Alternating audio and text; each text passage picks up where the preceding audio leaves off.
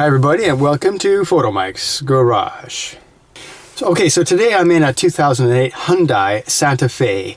And you might say to yourself, why am I in a 2008 Hyundai Santa Fe? And the reason why is because this is my daily driver. I've been driving this car for a few months and it's quite nice. In a boring kind of way, of course. And normally, of course, I wouldn't make a video about this car, except that I've recently started to have a bit of a problem. And of course, I thought I'd make a video on what might be the possible solution for this problem so I can help out anybody else who's going to go through this. Yeah. Okay, so what is the problem? I'm hoping that I can replicate this, but it is a problem that does happen with the Hyundai products, including the Santa Fe. Basically, you put the key in. Basically, you put your key in, which doesn't fit easily in, okay. And then you turn it to accessory. Then you turn it to on. And did you hear that? The starter moved a little bit. Did you hear that? That's horrible. That's horrible. Oh, there you go. And as you can see that the car started when it's in the on position. I did not put it into the start, and the starter stayed engaged. That is a very serious thing. A very serious thing. This is a big problem, right? Because if you run around with your starter engaged, it could burn out, you could start a fire, all sorts of terrible disasters and catastrophes could happen. This is unacceptable. And I gotta say, I'm a little surprised because, of course, Hyundai, especially the later years, like this 2008, are well known to be quite reliable nowadays. And this car has been reliable and until now. And it has 150,000 kilometers on it, which... not quite sure what the mileage is, but it's not high mileage. So it's kind of surprising that the ignition switch should be wearing out. I'm not impressed at all. Now I'm actually talking to you from inside the car because it is a windy day. I don't know if you can see, but there's things going down. There you go. It's a windy day. So I don't think you can hear me if I'm outside the car. So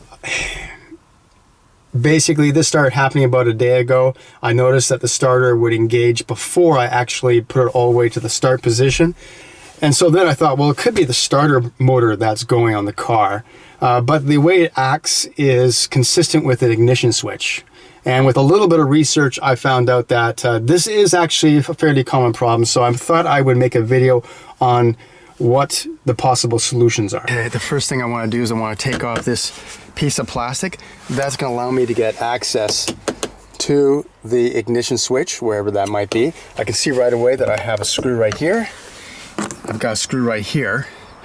And I know from my previous investigation that there's something down here. So I just take my little pry tool. Oh, there you go. You can see there's a screw right here. Screw right here. So let's take those off. Also take this out. Get rid of that. Out you come. Out you come. Also, you want to take off your rubber. This comes right off, just like that. Then you can take this off. And yes, take that right off. So take off your rubber molding. That allows you access to this whole area. Come on, get out. Come on. You're gonna have to pull this plastic piece to release it from the gray plastic piece. You see there's a little tab. There's a little tab right in there that goes in that square hole. So we gotta pull this out. Okay, I got this whole plastic piece off, but it did take some force to pull it down. And yeah, so, but it is loose now. Took a little bit of work. Now you can unplug all these plugs. They're all color coded. They all have little tabs on the side. And you pull it out. Tab on the side. And then you pull it out. Okay, we have the OBD port receptacle bolted on at the bottom of this plastic piece. Comes off with 2 Phillips head screws. So we'll take that off. And then this plastic piece will be free. Okay, that plastic piece is off. Now, what do we got? we got this guy. This has got to come off. This is sort of like a protector for your knees in case of an accident. Sort of like a barrier so that you don't get damaged by the steering column. So this has to be taken off, and this is being held on with 4 10 mil bolts. That's loose. That's loose. That's loose. Okay, that's done. Now we took all those plastic panels off just so we can get a better visual about what we're going to be working on here. Okay, so now we can see things. Now we can see things a little clearer. This is where your key goes, right? There's a metal cylinder all the way down, all the way down. We go underneath. We can see there's 2 connectors, one there, one there. And then there's this plastic, white plastic piece. We're gonna try and take this off because this is where all the metal contacts are. I know the key goes up way over here, but the actual metal contacts that select accessory, run, or start are all in here. So to get access to this, we got to undo this connector, and also there's a connector on the very back end. Connector loose. Now we want to get this thing off this white plastic. There's a little tab right up here that we can press with a small screwdriver, and that should come out. Okay, like usual, one of the hardest things to do on anything that I attempt to do is to get these connectors unconnected. I'm trying to get this blue connector, which is at the base of what we're trying to remove here, and there appears to be a tab at the top. I'm pressing it, or trying to press it, and it's not coming so far. But also, can you see right there, see that brass Phillips head screw? If we take that off, we will be able to take off this white ignition switch. And I got my little stubby Phillips head screwdriver. I'm trying to see if it'll fit in here, and it barely does. I'm able to move it slightly. It's definitely not easy. I need a slightly slimmer little Phillips head screwdriver. It is loose. Now, once I get the screw off, we should be able to get the ignition switch off. Kind of loose, but it's not coming off. There's the Phillips head. Oh, that's off. It's not coming off, and that's because apparently you have to have the switch in the run position for it to come off. Now, when I put it in the run position though, it might try and start. So I'm not sure if this is going to work. So I think the solution is to disconnect the battery. Luckily in these cars the battery is very accessible, so we'll disconnect that and then try it again. Battery's disconnected. Now we should safely be able to put it in the on position, on, and take off the switch.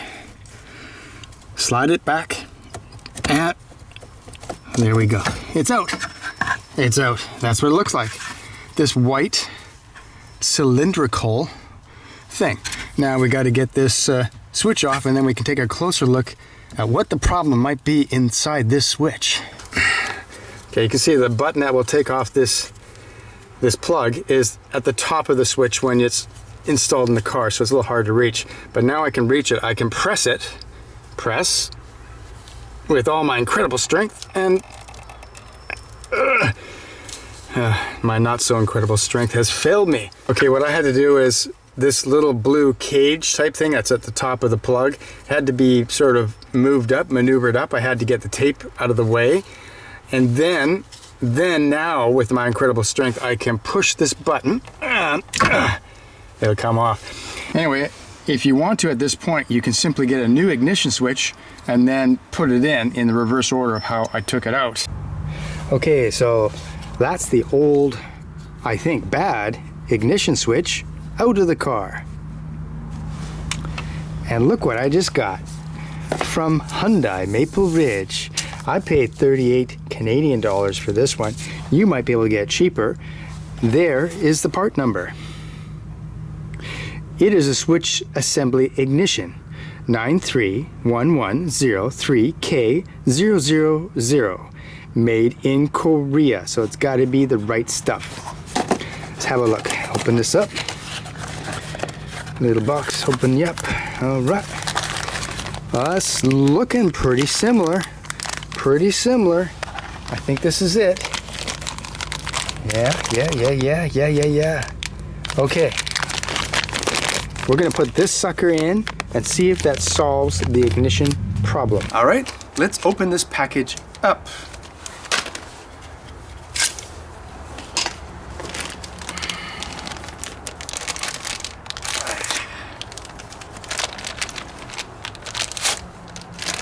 Okay. There we go. Okay, the installation is the reverse of what we just did. This has got to go in. It can only go in one way at this point.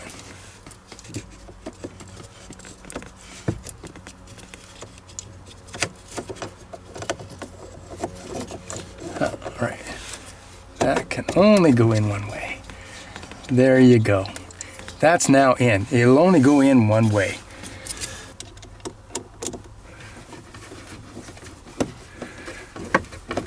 And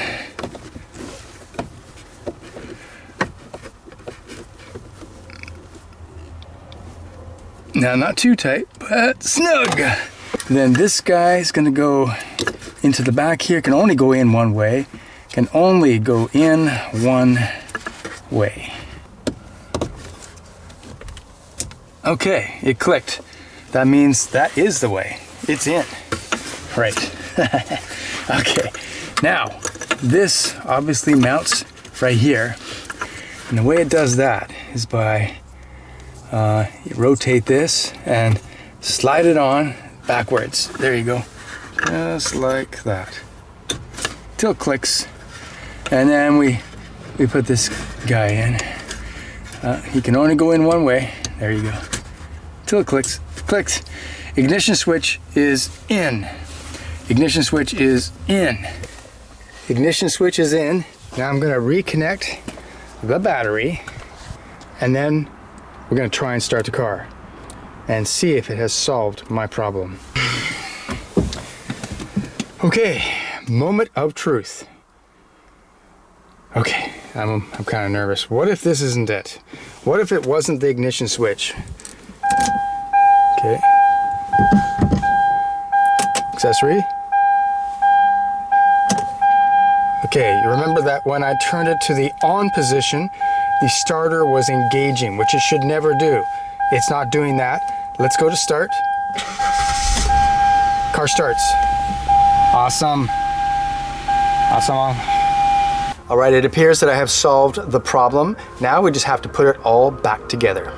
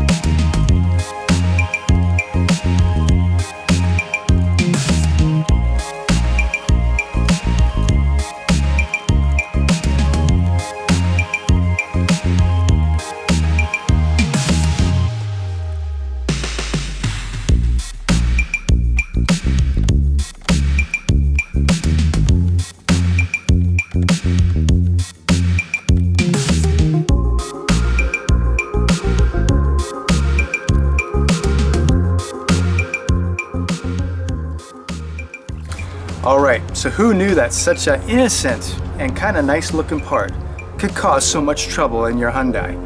Anyway, problem solved. This is a job you can do yourself for, as you can see, very little money. I'll put a link below where you can get this ignition switch for very little money, and then you just do it yourself, save yourself hundreds and hundreds of dollars. Alright, thanks for watching Photomikes Garage. I will see you next time.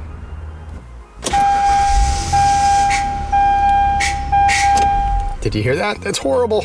That's horrible.